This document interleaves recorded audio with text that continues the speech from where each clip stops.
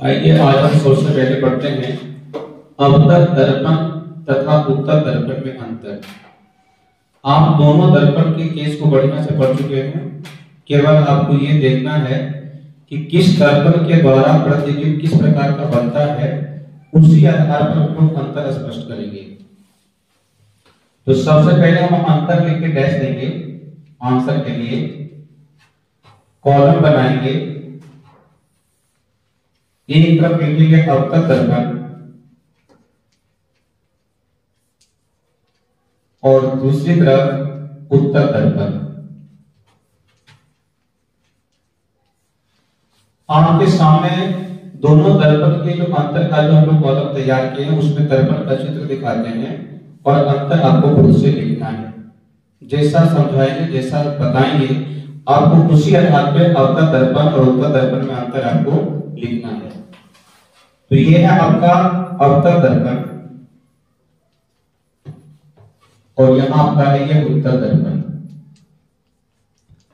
सबसे पहला अंतर हम दर्पण को देखकर बताएंगे कि दोनों दर्पण में क्या अंतर है।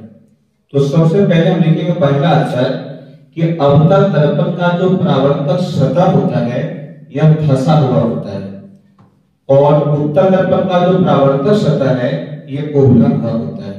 आपका पहला अंतर हो गया कि अवतल दर्पण का परावर्तक सतह धंसा हुआ होता है, जबकि उत्तल दर्पण का परावर्तक सतह उभरा हुआ होता है।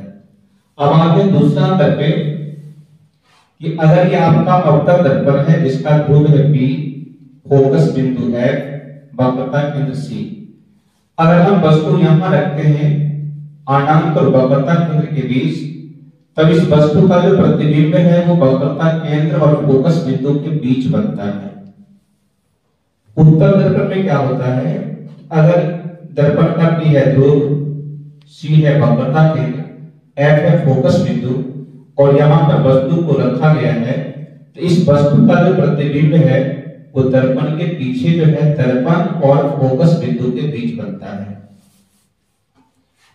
अवतल दर्पण में दो बातें होती है। एक, यहां जो प्रतिबिंब बना यह प्रतिबिंब वास्तविक है और यहां जो प्रतिबिंब है उत्तल दर्पण में यह है काल्पनिक।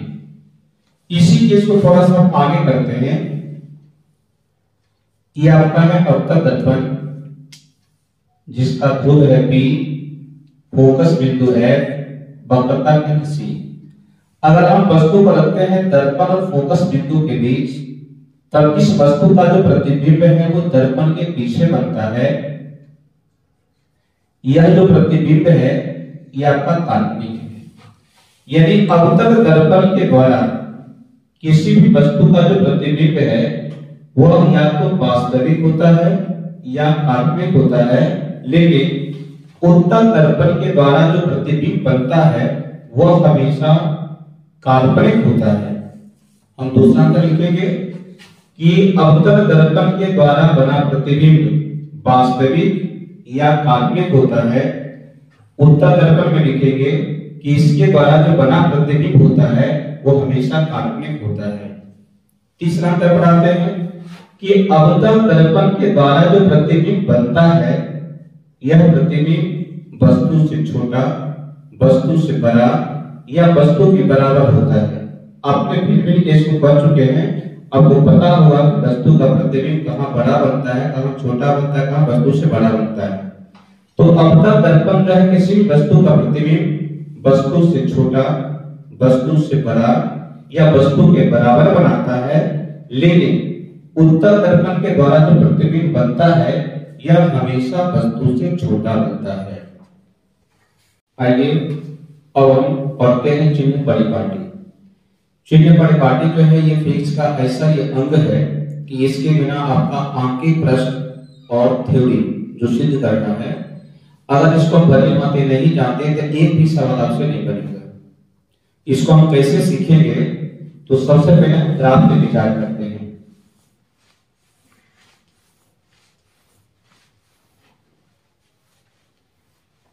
ये मान लीजिए कि आपका हो गया कार्तीय कर, जिसको हम लोग कहते हैं ग्राफ पेपर। तो ग्राफ पेपर पर दो प्रकार की रेखाएं खींची हुई है, एक ऊपर से नीचे दूसरा बाईं तरफ से दाईं तरफ। तो जितनी भी रेखाएं यहां खींची गई है वो दो ही प्रकार से है, एक है बाईं तरफ से दाईं तरफ, दूसरा है ऊपर से नीचे। तो जो रेखाएं आपको बाईं तरफ से दाईं तरफ खींची हुई दिखाई देती है इसको कहते हैं एक्स अक्ष, और जो ऊपर से नीचे दिखती है इसको कहते हैं वाई अक्ष। ये दोनों अक्ष जिस बिंदु पर काटती है इसको कहते हैं मूल बिंदु। चित्र में को आपका हो गया मूल बिंदु।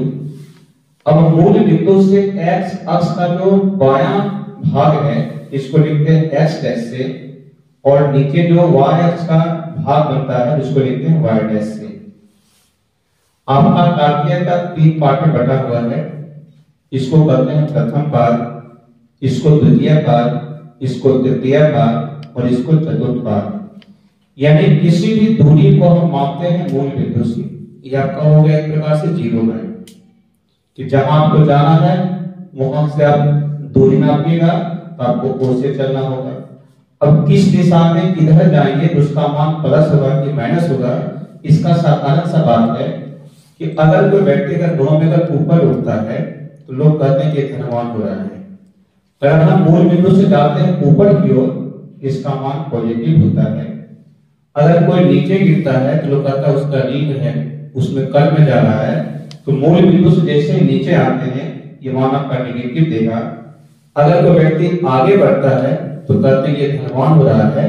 तो आगे हम बढ़ेंगे कहां से, तो मूल बिंदु से जाएंगे एक्स अक्ष की ओर, इसका मान पॉजिटिव होगा। फिर हम बैक होते हैं, पीछे होते हैं तो इसका मान ये नेगेटिव देंगे। यानी मूल बिंदु से एक्स अक्ष की ओर बढ़ते हैं तो उसका मान पॉजिटिव, वाई अक्ष की ओर जाते हैं ऊपर मान पॉजिटिव। अगर आते हैं एक्स अक्ष पे मूल बिंदु से बाईं तरफ इसका मान नेगेटिव, फिर आते हैं मूल बिंदु से नीचे वाई अक्ष पे उसका मान नेगेटिव।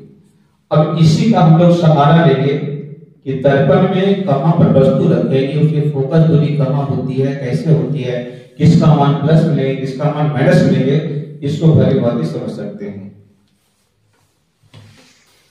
तो आइए सबसे पहले चलते हैं अवतल दर्पण में।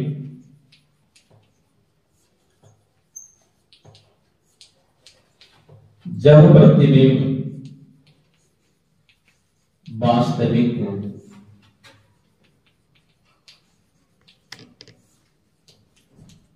यानी वास्तविक प्रतिबिंब के लिए हम चिन्ह परिपाटी कैसे लेंगे, किसका क्या चिन्ह होगा। तो ये आपका हो गया graph X, X dash, Y, Y dash, यहां मूल बिंदु हो गया आपका O। ये भाग आपका पॉजिटिव, ये पॉजिटिव, नीचे नेगेटिव, बाईं तरफ ये नेगेटिव। यहां रखते हैं अवतल दर्पण को। दर्पण का ध्रुव और मूल बिंदु जो है दोनों एक ही बिंदु पर आएगा। क्योंकि दर्पण का भी ध्रुव और कार्तीय तल में जो मूल बिंदु है वो दोनों को रखते हैं एक ही बिंदु पर। अगर ये आपका अवतल दर्पण है तो F आपका हो गया फोकस बिंदु, C हो गया वक्रता केंद्र, PC आपका हो गया प्रधान अक्ष। यहां वस्तु है अनंत और वक्रता केंद्र के बीच। इस वस्तु का प्रतिबिंब दर्पण के आगे बनता है वक्रता केंद्र फोकस के बीच। इसमें कुछ बातें जिसको हम लिख रहे हैं ध्यान से देखिएगा कि दर्पण से वस्तु की दूरी, इसको लिखते हैं U से। दर्पण से प्रतिबिंब की दूरी, इसको लिखते हैं V से। दर्पण की फोकस दूरी, इसको लिखते हैं स्मॉल f से। दर्पण की वक्रता त्रिज्या, इसको लिखते हैं कैपिटल R से। प्रतिबिंब की ऊंचाई, इसको लिखते हैं H1 से, कहीं की किताब आपको लिखने मिलेगा S' पे। अपना मानना है वस्तु की ऊंचाई इसको लिखते हैं S2 से। अब चित्र को ध्यान से देखिए कि दर्पण से वस्तु की दूरी, अब किसी भी दूरी को मापेंगे उसका जीरो लाइन से, और आपका जीरो लाइन जो है यहाँ P है। तो वस्तु आपका यहाँ है, प्रतिबिंब आपका यहाँ है, फोकस बिंदु यहाँ है। तो इस बिंदु से यानी दर्पण के ध्रुव से यहाँ का जो दूरी होगा, जहां पर वस्तु हमने खड़ा किया है, तो ये दूरी का मान आप देख रहे हैं हम किस दिशा में चल रहे हैं। तो यह आपका मूल बिंदु से बाईं तरफ पीछे को आते हैं, जिसका मान नेगेटिव लेंगे, क्योंकि ये दूरी आपका नेगेटिव देता है। इसका मेन कारण कि प्रकाश किरण जिस माध्यम से चलती है, जिस दिशा से चलती है, उधर के मान को हमको लेके चलना पड़ता है, और उधर का मान आपका ये नेगेटिव आएगा। फिर है दर्पण से प्रतिबिंब की दूरी। तो प्रतिबिंब आपका यहाँ पर है, वक्रता के फोकस के बीच। फिर इस दूरी को मापेंगे ध्रुव से, तो इस दूरी का मान भी नेगेटिव दे रहा है साइन, इसका मान नेगेटिव होगा।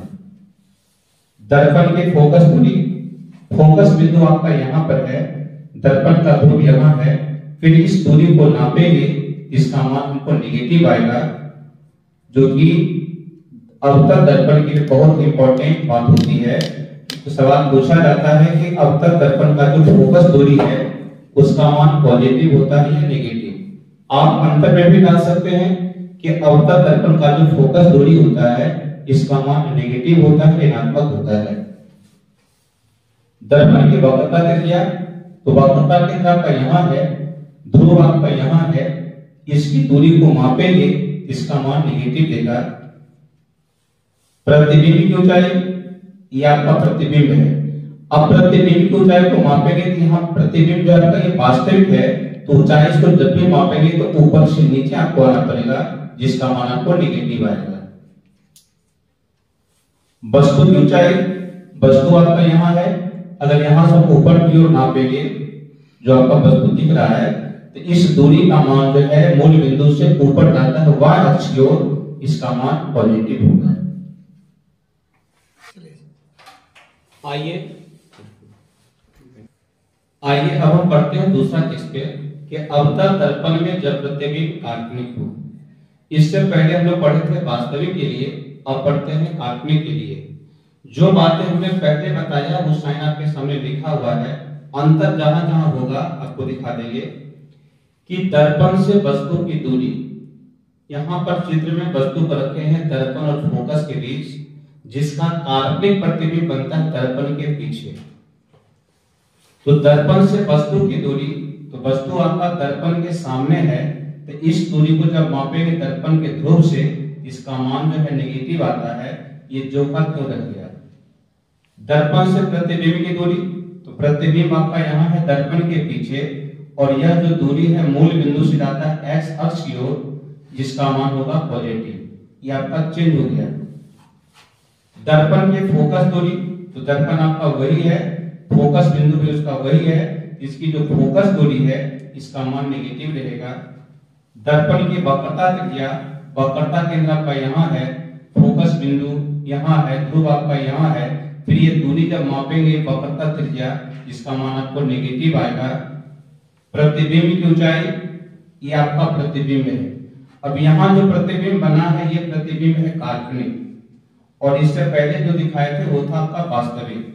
तो जब प्रतिबिंब वास्तविक था तो प्रतिबिंब की जो ऊंचाई थी उसका मान था नेगेटिव, लेकिन जब प्रतिबिंब काल्पनिक बनता है इसका मान जाता है y अक्ष की ओर, इसका मान हो जाएगा आपका पॉजिटिव। वस्तु की ऊंचाई, वस्तु आपका जो का क्यों है y अक्ष की ओर, इसका मान आपका पॉजिटिव जो का क्यों रह जाता है। आइए अब हम पढ़ते हैं उत्तल दर्पण में चिन्ह बड़े बाटी, यानी उत्तल दर्पण में जो कि प्रतिबिंब काल्पनिक बनता है उसका एक ही केस होगा के लिए। ये है आपका उत्तल दर्पण। दर्पण का ध्रुव हो गया आपका P, वक्रता केंद्र C, फोकस बिंदु L। यहां रखे वस्तु दर्पण और अनंत के बीच, अब इस वस्तु का जो प्रतिबिंब है वो दर्पण के पीछे बनता है। दर्पण और फोकस बिंदु के बीच यह जो प्रतिबिंब है ये काल्पनिक बनता है, सीधा बनता है और वस्तु से छोटा बनता है। अब जिस दूरी को मापना है आपको पहले बता दें कि हम लोग वहां से बी से उठाते हैं उसकी माप। पहला है दर्पण से वस्तु की दूरी।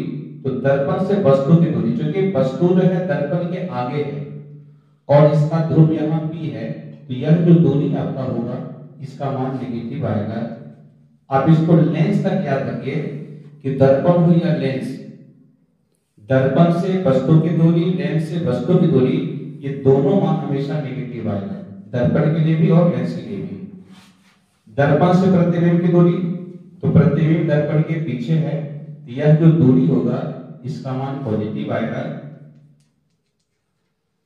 ध्यान देना है कि जब प्रतिबिंब काल्पनिक बनता है तो दर्पण से प्रतिबिंब की दूरी का मान हमेशा पॉजिटिव होता है। दर्पण के फोकस दूरी, तो यह उत्तर दर्पण का जो फोकस दूरी है वो दर्पण के पीछे होता है, जो x अक्ष की ओर जाता है, इसका मान आपको पहले बता चुके हैं कि पॉजिटिव होता है, यहां लिखेंगे पॉजिटिव। अंतर में आप लिख सकते हैं कि अवतल दर्पण का जो फोकस दूरी था वो नेगेटिव और उत्तर दर्पण का फोकस दूरी पॉजिटिव, यानी अवतल दर्पण का फोकस दूरी धनात्मक होता है, उत्तर दर्पण का फोकस दूरी ऋणात्मक होता है। अब है दर्पण की वक्रता त्रिज्या, तो वक्रता केंद्र दर्पण के पीछे है, यह जो दूरी की माप होगी वो माप पॉजिटिव होगा, धनात्मक होगा। प्रतिबिंब की ऊंचाई, ये आपका प्रतिबिंब है, इसकी ऊंचाई पॉजिटिव होगी। वस्तु की ऊंचाई, यहाँ आपका पास यहाँ वस्तु देख रहे हैं, तो इसकी जो ऊंचाई है इसका मान पॉजिटिव होगा।